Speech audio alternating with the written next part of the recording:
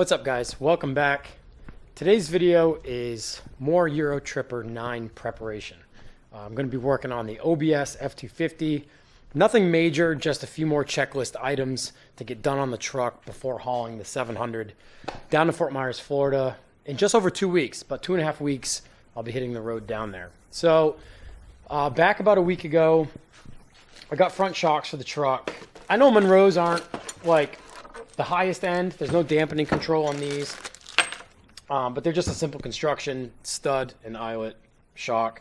The ones that are in the OBS now are blown out. It's nice out today. We've got 2 days full of rain coming tomorrow, and so to work on the truck inside, since it's been cold here in Chattanooga, gonna pull the Corvair out today since it's nice, and get the truck in here, get the shocks done, and actually get some new headlights in it.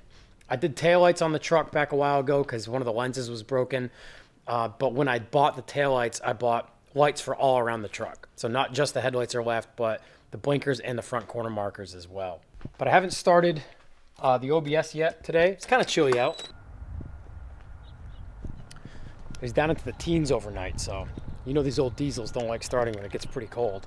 But luckily I haven't had to start it in single-digit weather like back home in New Hampshire's had the last couple of weeks. So,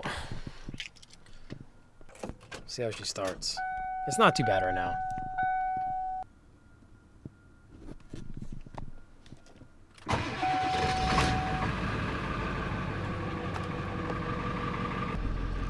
I'm sure I'll go over this truck yet again when we're on our way to Fort Myers, Florida, but I still can't believe how clean this truck is.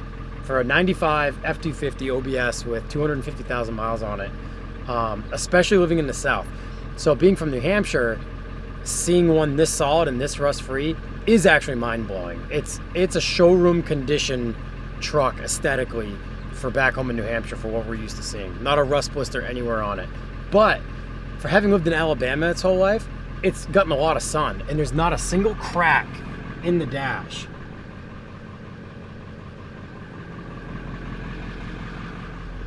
And I don't even think there's a tear in the seat. Nothing.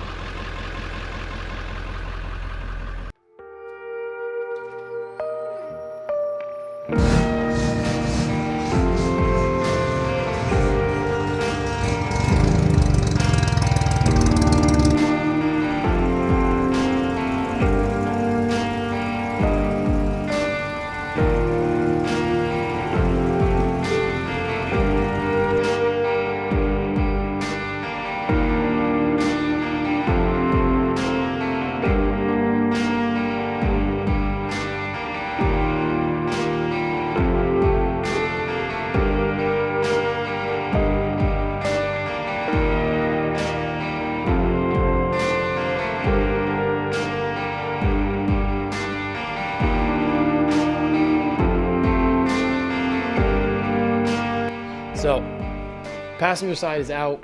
Gonna just get a quick look inside on the upper mount and the lower mount on the trailing arm. Just make sure everything looks good and get the new shock installed. And then I'll get the other side of the truck up in the air and do them individually. This is when having a lift really comes in handy. You just put it on the lift and can use a screw jack in order to compress your suspension. But alas, I do not have a lift in here yet, so continuing to do everything on the ground. These shocks here are a Rancho. They're definitely old, maybe from the 90s, but they're a pretty good looking shock. It's got some adjustments here at the bottom, some damping adjustments, which unfortunately the KYBs I originally ordered and then the Monroes I ultimately went with do not. So I am, as it seems, downgrading on the shock. But here's another reason why, and this might not ever be relevant, but my thought process on this was the front shocks are blown out. I need to get good front shocks in order to wear my tires appropriately and not chop them, and just get good shocks in, especially for hauling a trailer 20 hours round trip to Fort Myers in the next couple weeks. What my thought process was on going with the Monroes and getting a cheaper shock in the truck for now is that I don't know what the future holds for this truck. As with everything, I would really, really love to lower it. I'd love to do drop beams in the front. So rather than pay up all the money for a really good shock right now, like some Bilsteins or something, that may not compress as far as I need them if I lower the truck. I'll just put some cheap ones in for now. The truck will ride better. My tires will wear better. This episode is brought to you by Wheel Price, the wheel classifieds app designed by automotive enthusiasts. Buy and sell your wheels on the app today, which is downloadable for free through the links in the video's description below. Available for iOS products and Android devices. The guys behind Wheel Price are simply trying to design a platform, the platform for buying and selling your used wheels, where you can communicate with each other, purchase wheels right through the app. So if you've been searching for that dream set of wheels that you can't find anywhere else in that specific offset or size, make sure to download the Wheel Price app and set your notifications on and get push notifications to your mobile phone the second that those wheels are listed. Okay, so change of events and plans in this episode. I just took a break from working on the truck and jumped into Corvair to run to the local Dunkin' Donuts, which is the daily run in the afternoon. It's like a couple miles from here. And right about before I got to the Dunkin' Donuts, on a 3-lane and 3-lane with a middle lane, pretty busy highway, Corvair sounds like it runs out of fuel in heavy traffic and dies. And I'm all the way in the right lane, and I somehow am able, at only like 40 miles an hour, able to navigate across all 3 of my lanes in heavy traffic, into the middle lane, up to a traffic light that was green, at a gas station on the left. And I knew I had to get out of the road. And by a complete act of God, miracle, there was a tight window of space with the 3 lanes of oncoming cars.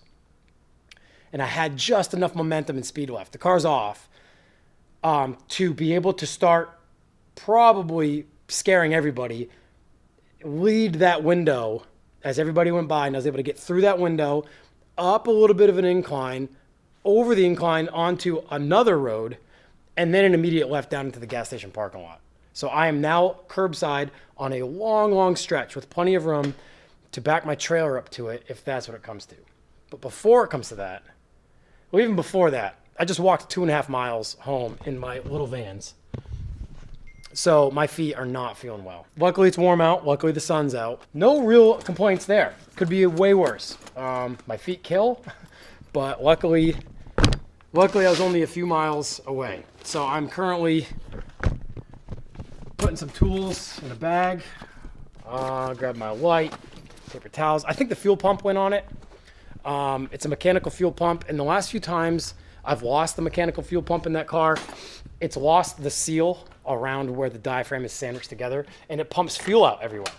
Well, this particular occasion, it's not pumping fuel out anywhere, so I don't know if maybe the fuel pump just died altogether.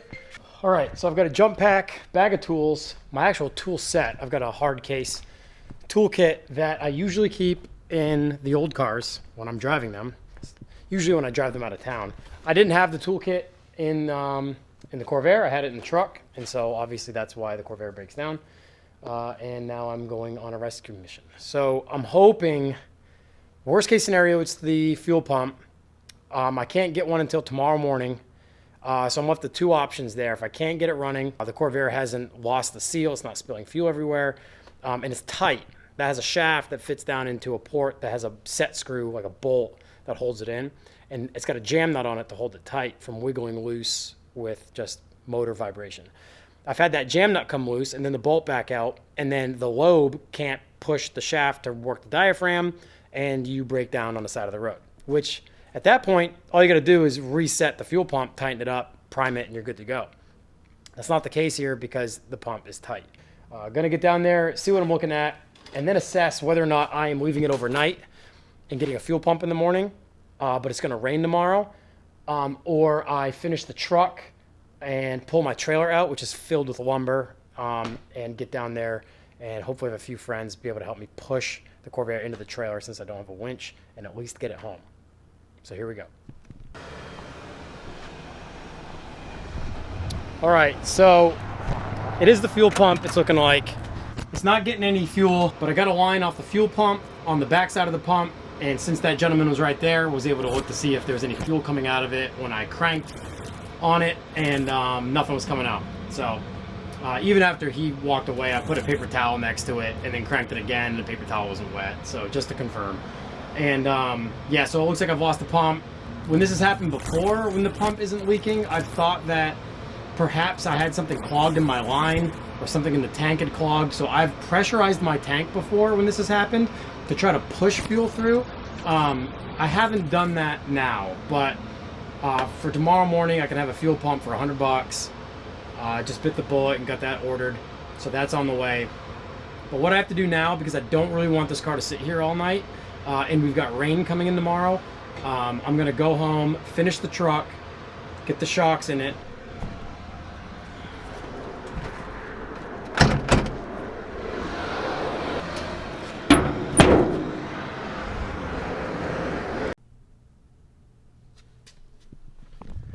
All right, so I'm back home. I literally threw that shock in. I'm gonna get the wheel on, get it down on the ground, get it hooked up to my trailer, and get down to the raceway to get the car pushed in the trailer.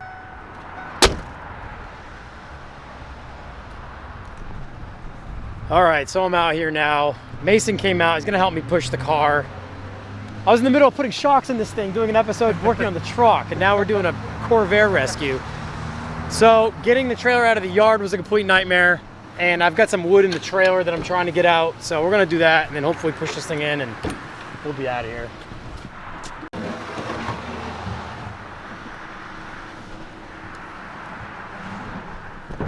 All right, huge thanks to the guys who came out and helped me push the Corvair in, because that was real easy with 4 people, but would definitely have thrown my back out if it was just me. And I didn't have time to take all the lumber out of the trailer before I left, so now we're just throwing all that back in. Corvair's in, fuel pump is on the way tomorrow. Goodness. This is why I need an open trailer. Just something I can hook onto real quick. It's got a winch on it. Yeah. And I'm a self-sustained unit. I need to put a winch on my trailer. Yeah.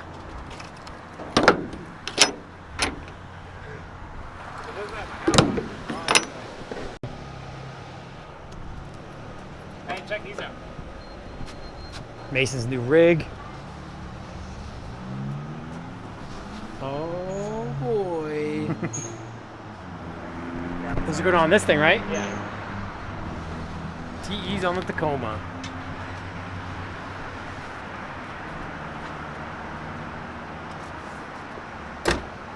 Yeah, the 4 doors are really cool. Yeah, it's a bucket list truck for sure. Is it a manual? No, they only came in automatic. The 4-door on it. So it like comes down, but it latches into place and stuff. That's awesome. It's like a high clearance too.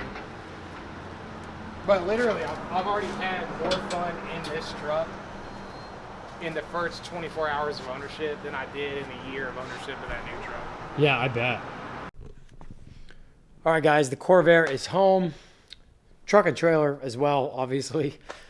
Getting it out was kind of a pain. It actually sits on that side of the house on concrete, but in order to back that trailer up onto that concrete, you got to get out into the grass. And we've had a lot of rain lately, and my truck's only 2-wheel drive, even though it's got those AT3 Coopers on it. Buried the truck, got the thing pretty stuck, and couldn't back up in front of my driveway and down the driveway. So I had to actually go across the lawn, downhill a little bit, using my neighbor's yard and their driveway to get out. So luckily, they've been okay with me needing to do that if I had to, and I did tonight. So I think I'm gonna end the video there. I didn't finish the truck and have not fixed the Corvair yet, but that's probably more than enough for this episode. I wanna say thank you to my buddy Mason, Tyler, and Blas for coming out, for helping me push the Corvair into the trailer. Would have definitely been difficult to do alone. Maybe there would have been somebody at the gas station that would have given a lending hand to get it in if I was there alone. But really appreciate those guys coming out to help me push. I put out a story on Instagram just asking if anyone I knew in Chattanooga could come out and help, and those 3 guys answered the call. I appreciate anyone else who reached out to me after we'd gotten it loaded. I know a few of you guys reached out asking if I needed any help, but I saw your messages. I really appreciate your guys' help. That's it for this episode. Thank you guys for watching. We'll see you in the next one.